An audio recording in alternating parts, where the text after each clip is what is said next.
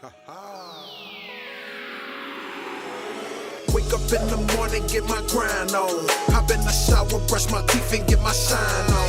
Hey, Scholar Mack, we taking trips to different time zones. I feel like E.T. way these bitches trying to follow home. Wake up in the morning, get my grind on. Hop in the shower. Welcome everybody to Living on Purpose podcast. We're your host, James Hagler, and I'm Jason Wilson. Today we have a special guest, Prescott Mack. He's a basketball team owner and also a sports agent. Welcome. All right. Thanks for having me. No doubt. All right. Thanks for being here, man. So tell us about your basketball career and how you transitioned to a sports agent and team owner. So I was an average basketball player, had zero offers coming out of high school. Actually was a D1 football prospect, but kind of chose.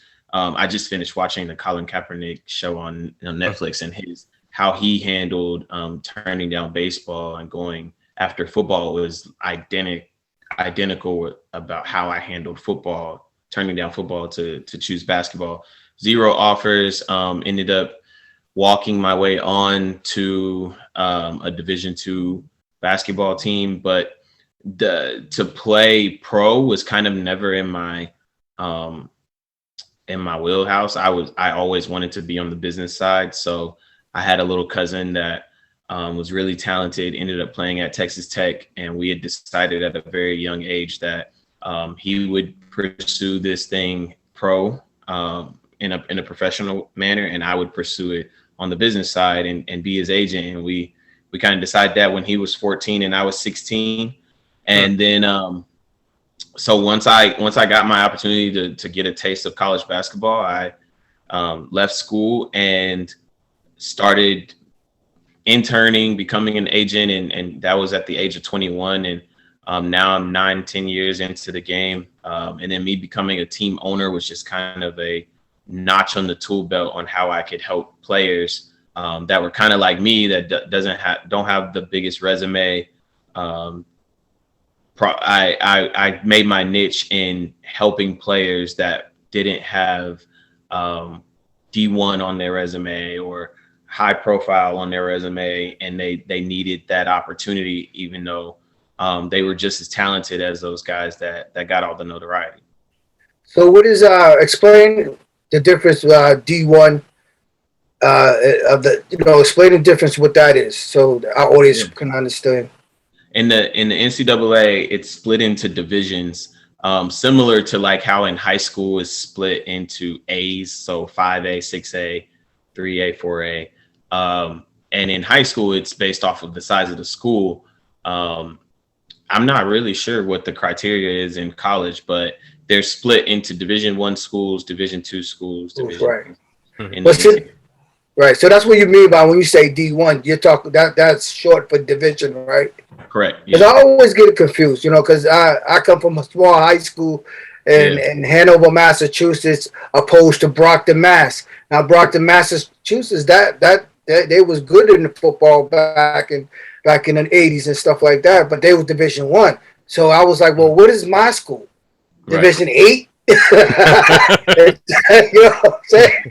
I mean, to be a good football player coming out of there, you have to be outstanding, which there's room to be that. But I mean, it was just ridiculous. So I never knew what our school was now. Now Hanover is a different division. They didn't move up. They did the whole school over. They got a good lacrosse team, the whole nine, and their rugby team is doing pretty well. So when I'm here, I'm jealous. In different states, they classify different. Like, see, in Texas, we have 6 A's, and I don't know what the A stands for, but there's a small rural school in Texas is 1A. It means like you maybe have a graduating class of 50 people. They don't even play 11-man football. They play 6-man football.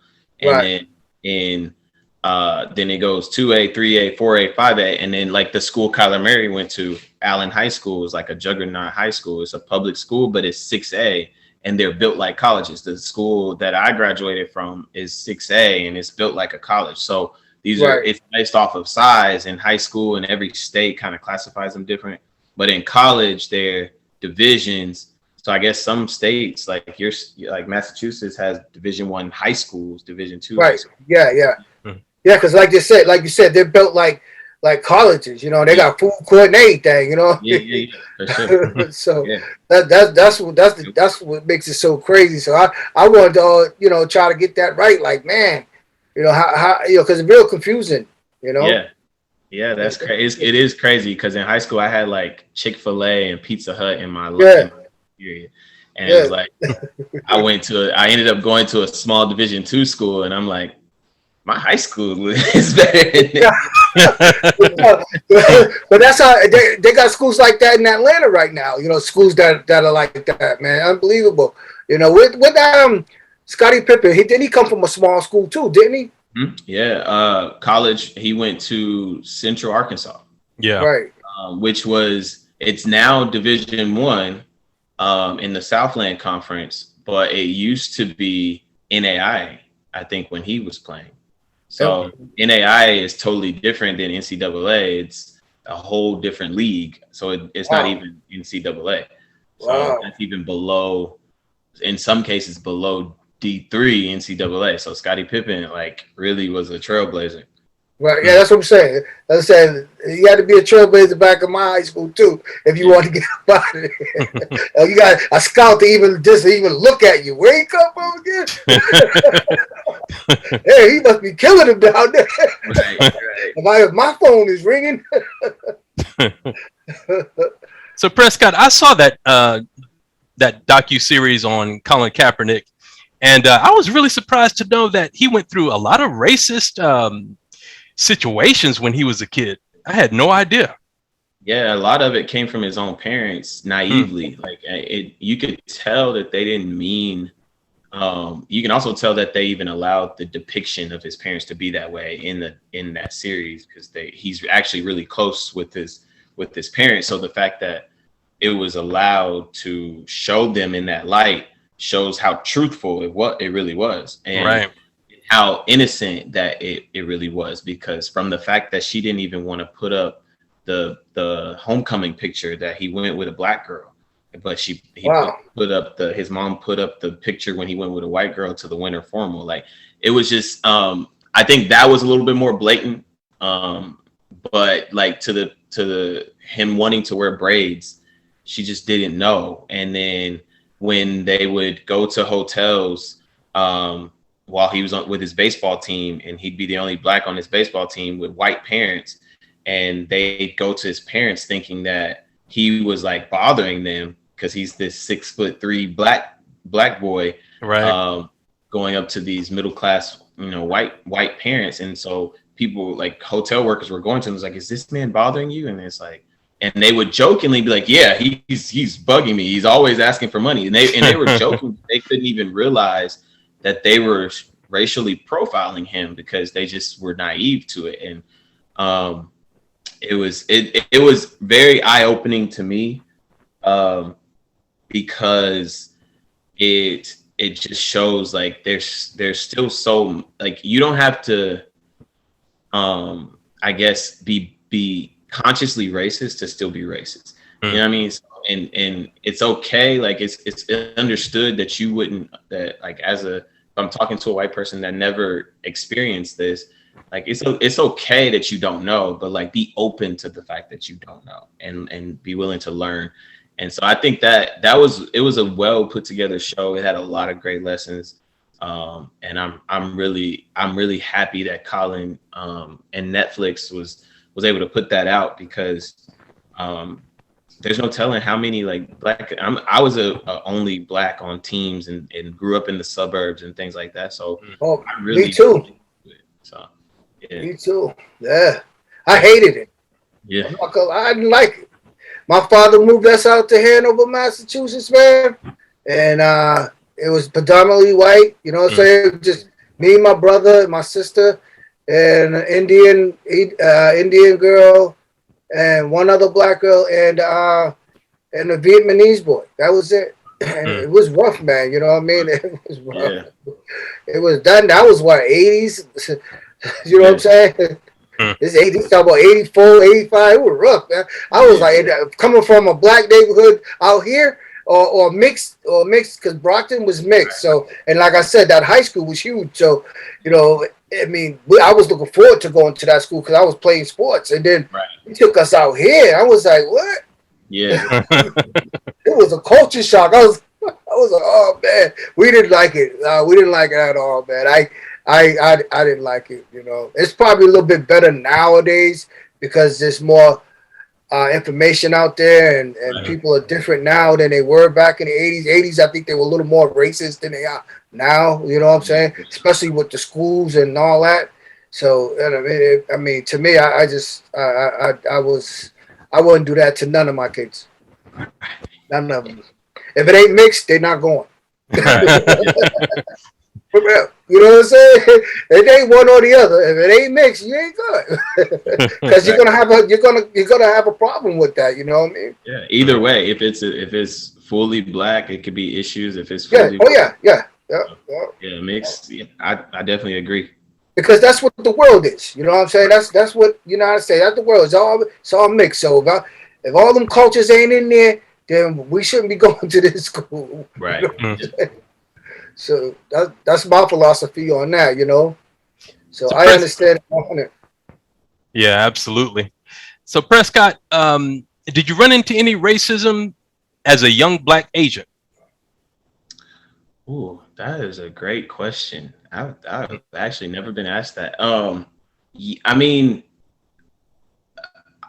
when you ask it, then yes, I have, like, even to the sense of and I don't necessarily know if it always had to do with race, but like in the early 2010s, when I became an agent, and that sounds weird because I am so young, and so you talking about things in the 80s, and I'm talking about the early 2010s. Yeah, it is like the 2010s versus the 2020s are totally different, right? So it's a totally different decade. And when I became an agent, it was before we really started like trying to. It was in the brink of players going one and done, and building their brands through social media, and then being famous before they even get out of high school and going viral. It was before all of this. It was like it was just starting when I graduated high school in 2009. It all that stuff had just started, like the social media going viral, Vine, all of that stuff. So at that time, athletes weren't conscious. We weren't woke to know, like, okay, let's try to sign with a black agent to keep it, we weren't woke like that. We were this agent has more connections. They have a bigger foot in the door. They have a seat at the table. I'm going with them. So I dealt with a lot of that, of me being the black agent and me and potential clients not really thinking that I had the ability that, a white agent would have. And so while, yes, I can go and sit in the living room, I can go sit at their dorm and I can say, hey, listen, I'm going to work hard for you. I'm going to do this. I can give my whole pitch, and it'd be way better than any other agent that came and sat with them. But because this agent had the opportunity to intern with a bigger company and then got bigger, like did have bigger connections kind of handed to him, I got passed over a lot. And so that's where I found my niche of, like, I started signing players early on that those bigger white agents wouldn't touch because they wouldn't make enough money off of them. So I started figuring, my thought process was, if I can get lower level players signed, and then I can go to higher level players and be like, you see what I did with him? Like, imagine what I could do with you, where people were calling me versus me calling them, right? So I think I did get passed over a lot because of the color of my skin, but and up until now, until you just asked that question, I always attested it to my age because I was young and inexperienced. But when you think about it, like, there were other young, white, inexperienced agents that were signing players at the same time, and their career trajectory went at a higher slope than mine. And while now we're at the same level, they went up higher and plateaued while I like gradually kept growing. And so yeah, I guess the answer is yes, I did have to deal with racism. What they call that? What's that, like white privilege almost? Yeah, well, it was a lot of white privilege, especially when it came to internships that were available, Right. Opportunities to like get in touch with brands. You know, the agent game is historically a Jewish game, so the nepotism of it all, like being able to go to an uncle, you know, that has money and be able to start your own agency with capital and go to these players and offer signing bonuses. That was something I couldn't do early on. And Right. Or having your money from your bar mitzvah that's just sitting there and saved up and Right. making money. That was just an opportunity, a privilege that I didn't have. Right. Well, I get it. I get it, man, because a lot of people just say the same thing about me and with my dad. But my dad wasn't about that life, though. He was like, yo, you're going to have to, you know, it came hard for me and you're going to have to work for it, too. So you got to do it the way you got to do it. And a lot of people couldn't understand that. Yeah. You know, where I was from, a lot of people couldn't. Even when I was in college, I had guys teasing me, oh, your parents is multi-million-dollar parents. And I got credit cards and you're working in the dish room. You know what I mean? And I'm like, you know, it's difficult, you know, and in my eyes, I think that in the Black community, we maybe hurt ourselves, because I think about that too. And I've been on my own once I left the house, it was a wrap. Like I didn't get any help from my parents or my mom. Like when I left. And in the Black community, once you turn 18, you out. But like in the white community, if you're still in college, you're still living off mom and dad. And then even after college, after you graduate, you 24, 25, 26, and you can live at home and like build your career up and stuff. And so I really think that in the Black community, us doing that really sets us up, because at 18, me trying to figure out how to pay all my bills while trying to go to school, while trying to play ball was difficult. And if I would have had not even that my parents would have, like, if I wanted to come home, they wouldn't have taken me. But it was just how we're taught, like, you're grown now, you go do. So it would have been tough to come back home. You know what I mean? You would have to hear a lot. It'd have been stressful to do that. You know, I might as well just stay here than versus going there and have to hear all this. And then I'm better off right here. And that way you feel a lot better about yourself too. In the same token, because you have to find that strength to do it. And it's changed now. It's changing a little more now in Black household. You know what I'm saying? Parents are starting to do different things with the kids and stuff. And I think it's great. You know, and I think they should keep going, because it helps the kid. It doesn't hurt. It doesn't hurt them. Yeah. You know, it does not hurt them. It helps them. It gives them that sigh of relief. You know, because you need that. You know, going into this, because times are changing. And if you don't change with the times, like they said, to be perfect is to change often. So we, as a culture, we got to do that, man. We got to give our kids that extra oomph, so that way that they make it. You know, that they don't have to go through what they want to in order to get it. Jason, we can't hear you. Can you hear me? Yeah. Yeah. Okay. So Prescott, let me ask you this question first. I'm going to ask you too, James. Prescott, you have a daughter, right? Or a son?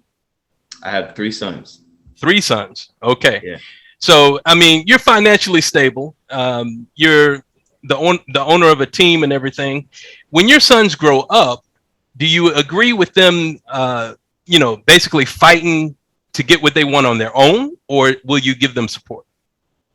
I think it has to be a balance. I think I can instill work ethic in them without throwing them to the wolves per se. Like, yes, I can teach you how to work and go get it, and how I did, and I can open up to how I'm doing it. Because while yes, I'm secure, I'm still working every day. Like I'm not there yet. So I can show an example to them on how to work, how to go get it, like how how to build something, but at the same time still offer them support and offer a safety net. And I think that's what we are missing as a culture, is like a white kid, or even sometimes a Mexican kid, because Hispanic kids stay in home longer than Black kids too. Like they'll come back and stay, and they're really good about that. It'll be a bunch of Hispanics in one house because they're trying to build their wealth. And so I think that having, just like James said, having that safety net kind of helps you work a little bit better because you're not stressed. And so I definitely want to offer work ethic and teach that, but at the same time, take away the stress to where you can truly focus on whatever that craft that you're trying to, whatever that business is, or whatever that career is, or if you're learning to take over daddy's business, like you still are going to have to learn a lot, but I don't need you stressing over whether or not you can pay the light bill. I don't need your problems to be bigger than your dreams. And so as long as I can keep your problems lower at a minimum and lower than your dreams, then I think I'm doing a good job. So that's my plan for my boys, is to always make sure, and up and to a certain extent, to keep making sure until they're ready to get there, to make sure that I minimize stress and keep their problems below their dreams. That's a great point. What do you think, James? I agree with him. Like I tell my kids, always come home, but you're not just going to sit around. Right. You gotta keep your job. You gotta keep striving. So I understand you're trying to get to a point and you need that help to get to the point. Well, it's there. I'm gonna support you 100. My dad wasn't there. My dad wasn't as supportive to me. So I'm breaking the chain. All that stop. They stopped with them. Oh, that's how they was raised. Oh, but we're doing it different.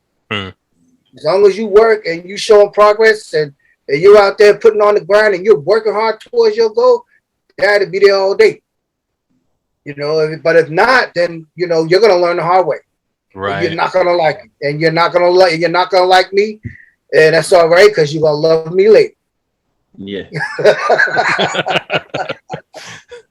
Well, Prescott, as a team owner, with mental health being a hot topic right now, have you run into any situations with your own team members? Like my players? Yes.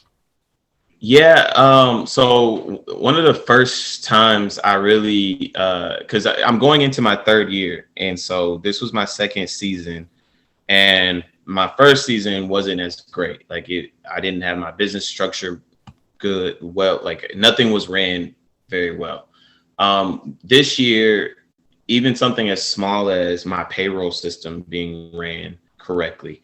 My very first thought of I should be doing more to help these players that are, some of them are older than me, some of them are younger than me, but I got when we started paying our players to where so since after the pandemic 2020 hit, the money that I spent paying players in our first season, when 2020 hit, they couldn't file unemployment, they couldn't I didn't get anything back from my season being stopped. I didn't get anything back from all the money I spent on that season. It was just a wash. And it was because I was paying players just cash or whatever. So whatever they were supposed to make, I would just send it to them, Cash App, Zelle, Apple Pay, whatever. I was just sending them their salary. Well, then once I went legit, to say the least, I had a payroll system. I'm paying taxes on it. I'm paying payroll taxes so that if anything happened, if a pandemic hit, they can file unemployment. I can get my money back, because I couldn't even do any PPP thing because I wasn't paying my players I wasn't on the books or whatever. So this year when I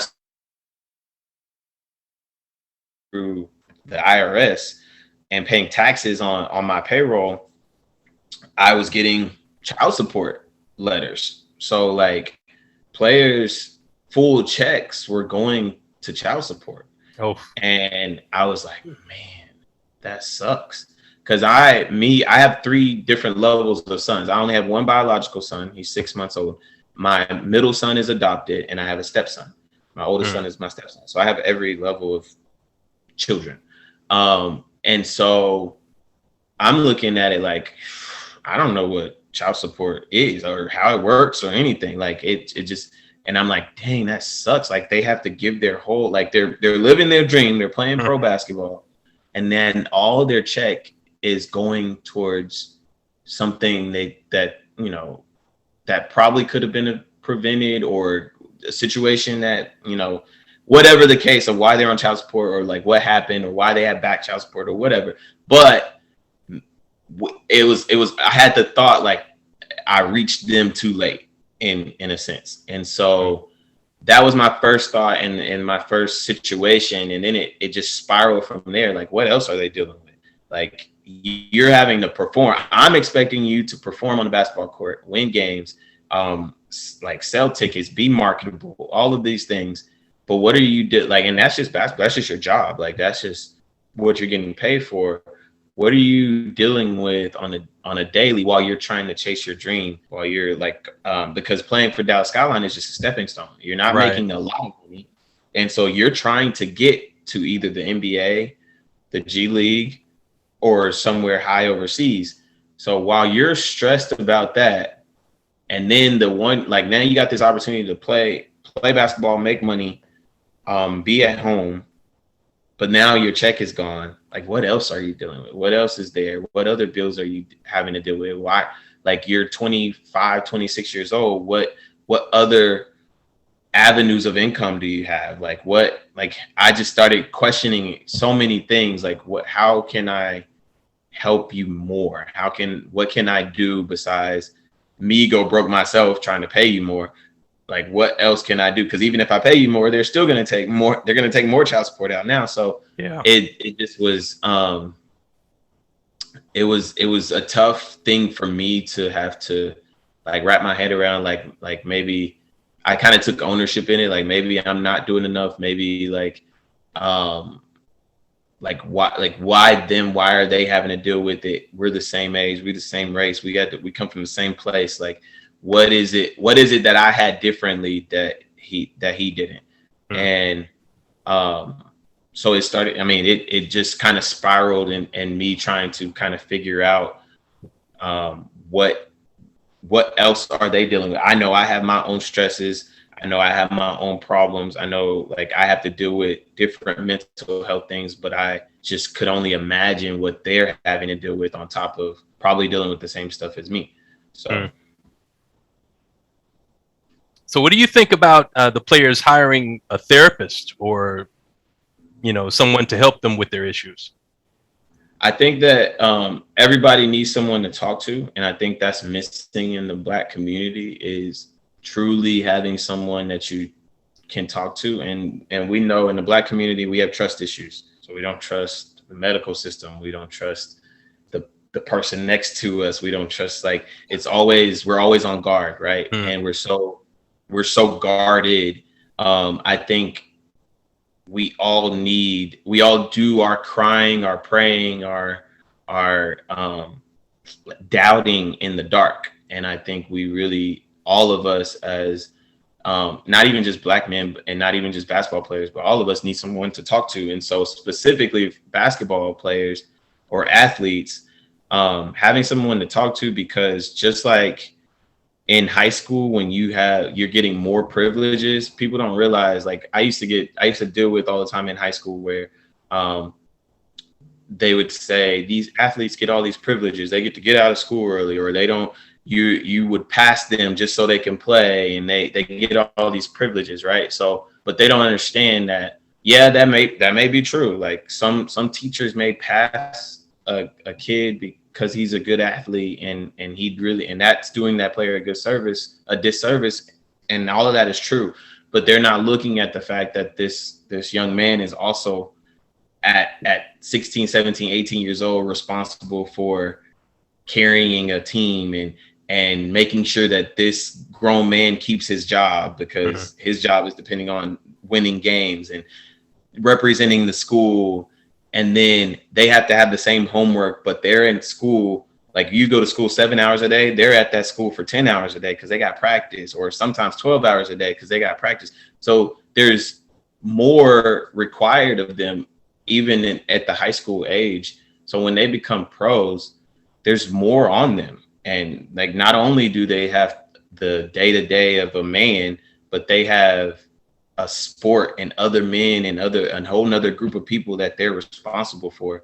And they need that release more than anybody, to me. Athletes have to deal with 2 times as much as the average person. So you look at even in the pro side, like, at first it was LeBron, shut up and dribble. And now, LeBron, we need you to talk about getting vaccinated. Like, which one do you want? So I think that it's a must. It's a big need for athletes to have a therapist and someone to talk to. Did you ever experience any mental health issues? Not that I know of. That's why I need to talk to someone too, because I may have some trauma I need to unpack. But I would like to say I've been pretty mentally stable throughout my life. Like, I deal with problems I've gone through my depressions, but I've been able to like come out of them and use them as motivation. And I think I'm in a pretty solid mental state, but I think I could still use some people to talk to as well. So how did you come out of them? How did you come out of them? Like Great, give us one example that you could share with us on how you dealt with it. So that's if anybody listening, they might have the same issue and not have thought about what you've done. Yeah, but I mean, being an entrepreneur already is tough. So yeah, it is. First year of my of the season, I told you we weren't doing well, and I spent a lot of money, and we weren't selling tickets. We weren't doing well at all. And at the end of the season, the pandemic hit. I had no money coming in, and I was late making my last payments to my players, and I got drugged on social media. Like, it was bad, and sent me into a depression. Like, because this was something I had never done before. I stepped out on faith to do it, and I failed miserably in my eyes. And so I really just took time. I took time away, and it was a pandemic, so it was a little easier. I was able to be with my family. I was able to take walks every day. And I just really honed in on what was important and became grateful of what I had. And then it took me until October of 2020 was when I started working on year 2. So I didn't even spend the off season really working, but it took me until October of 2020 to get motivated to work on this season that just passed. And what got me motivated was just the fact that I was grateful. I stopped being so hard on myself. I let myself make mistakes. I'm like, okay, yeah. I realized what I did wrong and realized that what I did wrong was normal. I've never done this before. So of course. Right.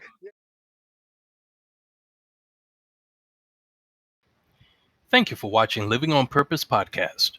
Subscribe to our YouTube channel.